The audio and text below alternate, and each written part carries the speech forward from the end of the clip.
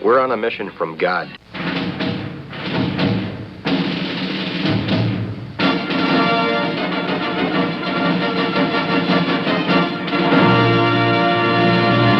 And now for something completely different.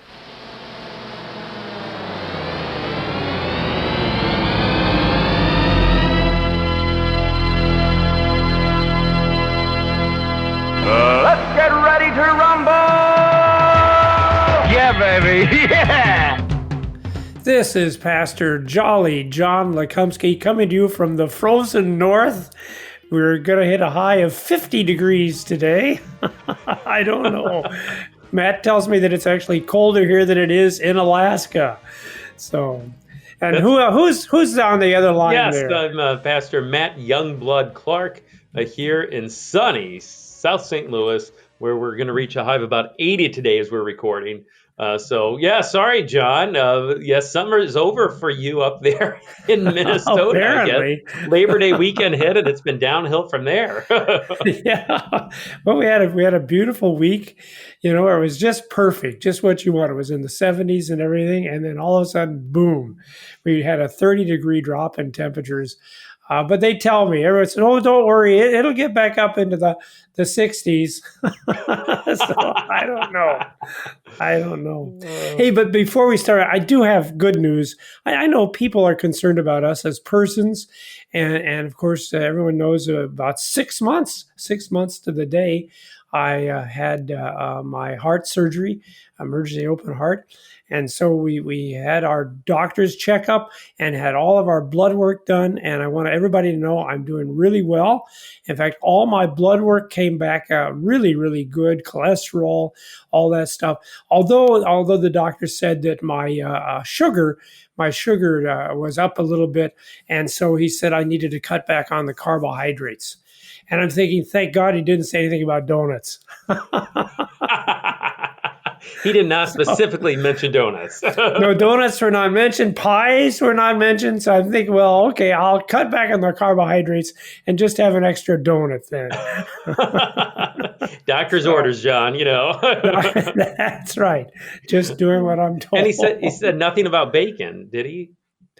No. Well, yeah, no, the heart doctor, you know, that's a different issue. Might frown upon bacon. Oh, well, that's why you got the turkey bacon.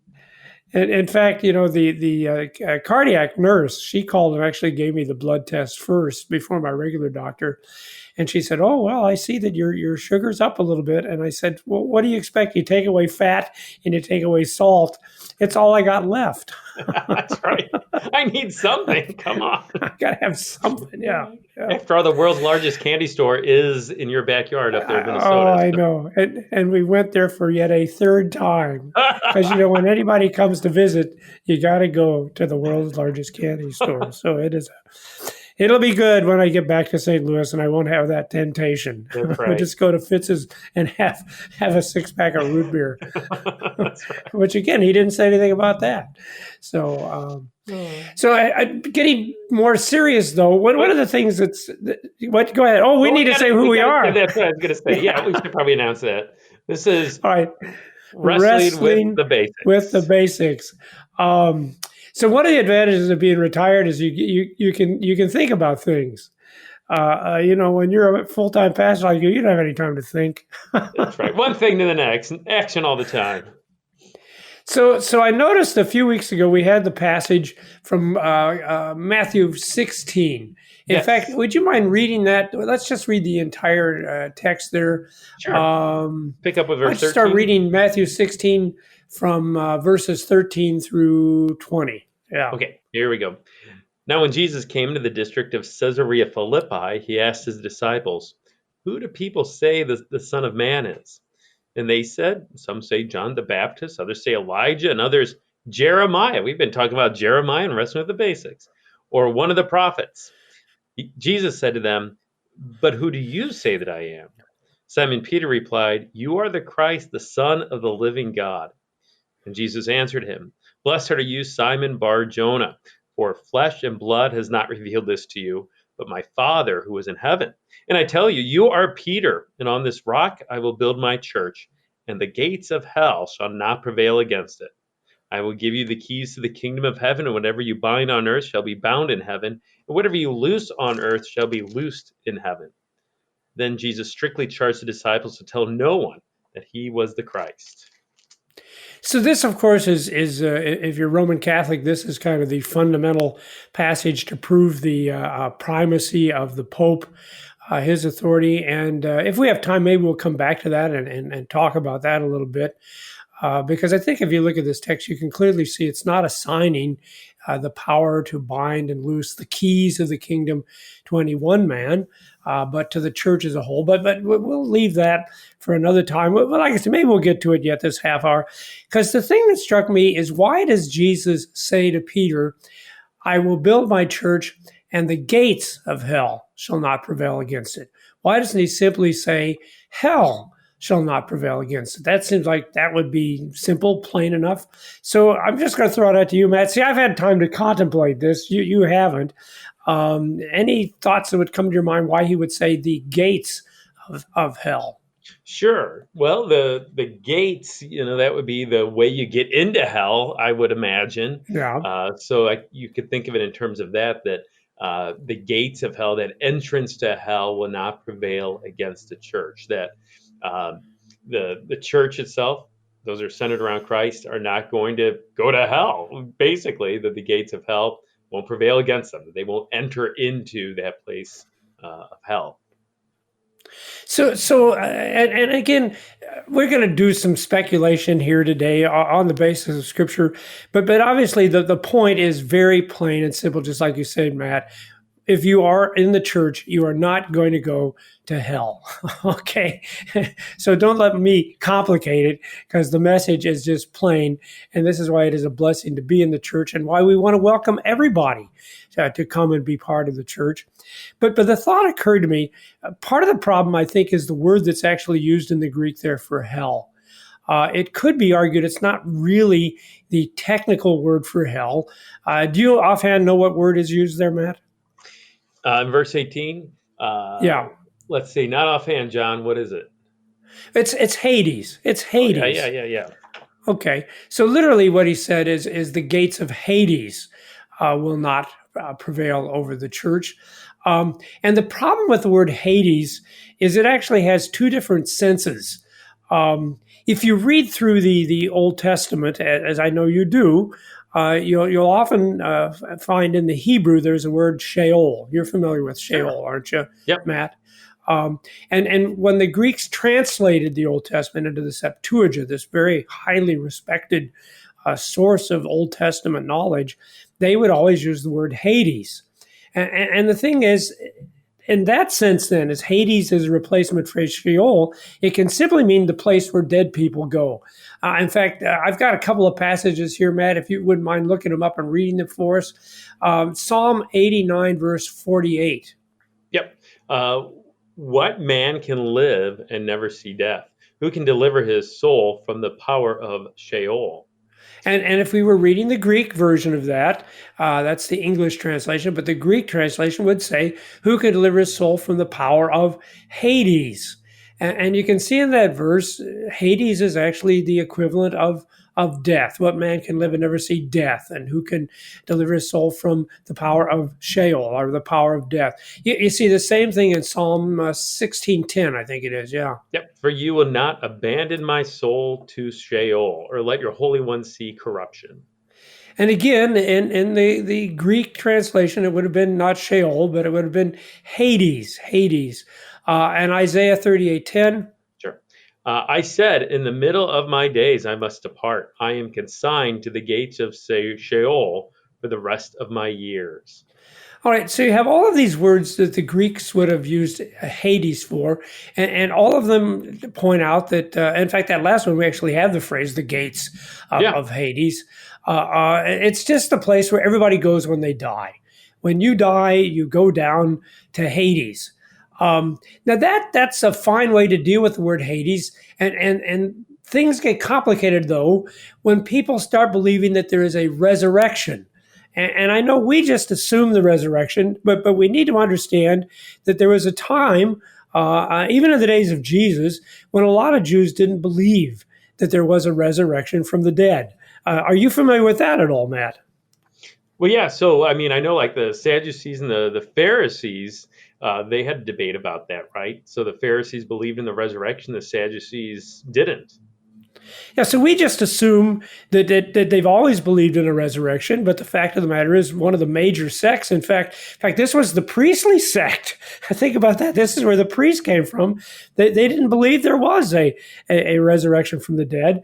And I'm going to share something with you that might shock you. But you know the classic passage from Job where it says, "In my flesh and not another, I will see him." Oh, yeah, Job 19, I think it is. Yep. Yeah, yeah. If you look at that in the Hebrew, it doesn't necessarily say that in my flesh. It says without my flesh. And there's a great argument about how that verse should be translated in the Hebrew. And even as a respected conservative Old Testament scholar as Kyle Dalich agreed that no, you can't really say that in my flesh. It's low, so it's actually without my flesh. I will see the Lord. So, but the fact of the matter is we now all know that there is a resurrection, and I think you can see as you move through the Old Testament, God is certainly pointing us in the direction. If there was a question, it certainly is answered when Jesus rises from the tomb. But I'll use a historical example. During the time of the Reformation, Matt, what did people believe happened when people died? Where did they go? Well, purgatory is this place, Right. Even if you were a Christian, you would go and you wouldn't go directly to heaven, in other words. Yeah, and like you said, Matt, it didn't matter. Regardless, you were all going to go, unless you were a saint. There would be a handful of people who were so good that they had extra goodness. But most of us could expect to spend several thousand years in purgatory, making up for whatever sins and we committed. Now, of course, Luther comes on the scene, and what does Luther do with the doctrine of purgatory? Well, I mean, basically, it's not in the Bible, it's not in Scripture. Yeah. So, he denies that teaching of purgatory, and connected to that, certainly the self-indulgences, in part to get out of purgatory or to help someone else get out of purgatory.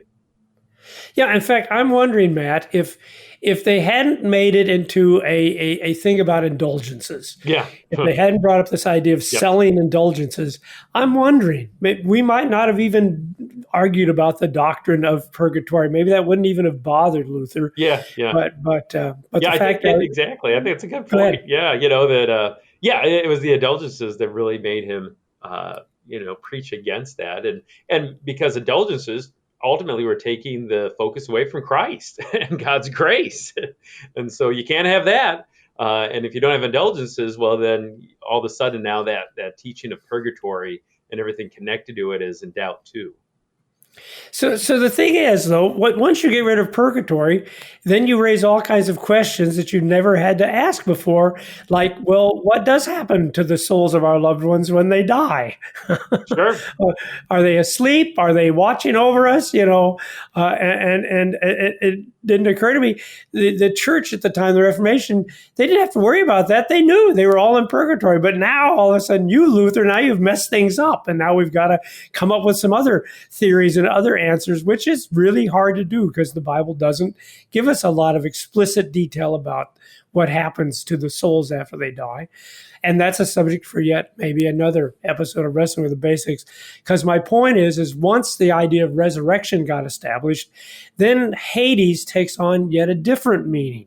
It's not simply the place of the dead, because that's not enough, because we know the people who died are going to rise again. And so Hades begins to take on a meaning kind of close to what we would believe is hell. In fact, there's this classic story about Dives and Lazarus. Remember that story about the rich man and Lazarus. Yep. So if you could read just one verse of that story, we won't do the whole thing. Luke 16, verse 23. Okay. So this is the rich man. And in Hades, being in torment, he lifted up his eyes and saw Abraham far off and Lazarus at his side. Yeah. So now we have this parable where there's a definite distinction that happens when people die, and we have the poor man Lazarus. He's at the bosom of Abraham, I think, is the language the Bible uses. So he's up there at that feasting table with Abraham and all the other Old Testament saints. But of course, the rich man is where? He's in Hades, in torment. Yeah. Yeah, thank you. Yeah, in torment. So the word Hades can also then have the context of hell as we would think of it. Although actually, Matt, I think we probably need to translate Hades and not put in the word hell, because there's actually a much better word for hell in the Bible, and it is the word Gehenna, which is the place of fire. And when we think of hell as this eternal place of torment, that's usually the word the Bible uses, Gehenna. Just a couple of examples here from the words of Jesus, Mark chapter 9, verse 43. Sure. And if your hand causes you to sin, cut it off. It is better for you to enter life crippled than with two hands to go to hell, to the unquenchable fire. And again, in the Greek there, the word is not Hades. It's not Hades. They don't just go to the place of the dead, but it is this word of Gehenna, which is this place of fire where you suffer unquenchable fire, it says. It is the same word, of course, that is in the back of Matthew's mind in Matthew 25, verse 41. Sure. Then he will say to those on his left, depart from me, you cursed, into the eternal fire, prepared for the devil and his angels. Yeah, see, that's when you're talking hell as a place of eternal torment. That's the word you usually use. You use Gehenna. And one last passage, Revelation 20:10. Yeah, and just real quick, John, Go ahead, yeah, Matthew 25 verse that we wrote, I think that's important too, because that's really talking about the resurrection. That's talking about Christ's return. And here's Jesus himself talking about Gehenna, about that eternal fire. So I think, just again, to just emphasize what you said earlier, with the resurrection now, and here at the resurrection, that's what Jesus is talking about. Those who are apart from him are going to Gehenna, that eternal hell. So thank you, Matt. Yeah, so that's the point. Once you bring in the resurrection, then the terminology gets altered. It gets changed, and Hades is no longer just the place where all the dead go, but Hades becomes the place where the unrighteous people go. Depart from me. I wonder, there's some that speculate that paradise then would be the equivalent, or not the equivalent, the contrast to Hades. So if the unrighteous people go to Hades when they die, the righteous people go to paradise, right? Like Jesus says to the thief on the cross, today you will be with me in paradise. I don't want to argue that point. That's one for the people who know the Greek better than me. But you're right. Once you get to the resurrection, then you have a definite hell, like we understand hell. You have this Gehenna. And then, Revelation 20:10, one more passage along those lines. And the devil who had deceived them was thrown into the lake of fire and sulfur, where the beast and the false prophet were, and they will be tormented day and night forever and ever. So ultimately, the place that we would call hell would be called Gehenna in the Bible, and it's a place of fire. And then you've got this other place called Hades, and like I said, it depends on whether you're reading Old Testament or New Testament, because sometimes it just means the place where everybody goes when they die. But certainly it can mean hell. It can mean the place where the unrighteous go, and there's a chasm. Remember what Abraham says, there's a chasm between you and me, you and us, and it cannot be passed over. But anyway, back to the answer to the question finally. It's about time, isn't it? All right, John. All right. So my suggestion would be the reason why Jesus says the gates of Hades. Yes, because if he simply said the Hades will not prevail over the church, that wouldn't be true. Not if you're thinking of it in terms of death, because certainly Hades will prevail over the church in terms of death. That is going to happen to everyone. And in fact, it happened to Jesus too. read Acts 2:27. Here we've got Peter now preaching on Pentecost, and he's talking about Jesus, and he's taking this Old Testament passage again, because this is kind of the Old Testament concept of Hades as the place of the dead. And here's what he has to say, Acts 2:27. Okay. So Peter's quoting Psalm 16, and he says, "For you will not abandon my soul to Hades, nor let your Holy One see corruption." So Peter's acknowledging that, yes, Jesus did go to Hades, but the key thing is he was not abandoned in Hades, nor was he in Hades long enough that he would see corruption. In fact, go ahead and read the rest of that, like Acts 2:29 through 32. Okay, let's see here. All right. Brothers, I may say to you with confidence about the patriarch David that he both died and was buried, and his tomb is with us to this day. Being therefore a prophet, and knowing that God had sworn with an oath to him that he would set one of his descendants on his throne, he foresaw and spoke about the resurrection of the Christ, that he was not abandoned to Hades, nor did his flesh see corruption. This Jesus God raised up, and of that we are all witnesses. So the point is, you cannot simply say Hades will not prevail over the church, because yes, everybody in the church is going to die. Even Jesus Christ went to Hades; he died. But the comfort we have, and this is the great thing about being a Christian, being in the church, is that Hades will not prevail. Okay, it did not prevail. The gates of Hades, the place of Hades, as a place of imprisonment. Right? Isn't that what Peter says in his letter, that Jesus went down and preached to the prisons, the spirits in prison? Say, so the gates of Hades, the thing where we're locked up, we're in prison, where we can't get out, where there's this chasm that we can't pass from one side to the other. No. That will not prevail over us. Jesus has shown us that. He was not prevailed over by the gates of Hades. Even though he went to Hades, he rose again.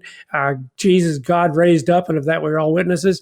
In fact, one final really great passage, Revelations 1, verse 18. And the living one, I died, and behold, I am alive forevermore. I have the keys to death and Hades. All right, and that's, of course, Jesus there in Revelation 1, and that's the great comfort. He has the keys of death and Hades. So again, that's my thought. That's why Jesus says the gates of Hades will not prevail over the church. Hades as a place for the dead, in fact, Matt, and you and I all have people we love and we care for who are not with us, because they did. They went down to Hades. But the great comfort is because of Jesus Christ, their soul shall not see corruption. I love that verse there. They will not be abandoned in Hades, but indeed Jesus Christ, who has the keys to the gates of Hades, he's going to resurrect them. He's going to bring them back to life, and we will be joined together with them in worship of Christ in heaven. So anyway, any comments about that, Matt? That was just my thought. But yeah, no, it's beautiful that that place of Hades, that place of death, it couldn't hold Jesus. Those gates couldn't hold Jesus in, and because Jesus broke free, so also they can't hold us in either. That we're free from death and Hades, ultimately as Christ's people. So it brings us back to the issue. Is he talking about Peter here when he says, "And I tell you, you are Peter, and on this rock I will build my church, and the gates of hell shall not prevail against it." And indeed, he says, "I will give you the keys of the kingdom of heaven, and whatever you bind on earth shall be bound in heaven, and whatever you loose on earth shall be loosed in heaven." And just in conclusion, I want to say, I don't think he's talking just about Peter there. In fact, you can find very similar things said later on in Matthew 18, and John 20, we have this binding and this loosing. And in both of those verses, it's not just given to Peter, it's given to all the apostles. It's given as a text as to the church, which I think is an exciting thing that you have in your life, Matt, that Jesus, the one who ultimately holds the keys, the one who's opened the doors of death and Hades, he's now given those keys to you. And when you stand up on a Sunday morning and you tell people, "Hey, here's the deal, your sins are forgiven," they really are forgiven. So, well, Matt, thank you. This has been another episode of Wrestling Wrestling with the with the basics. basics.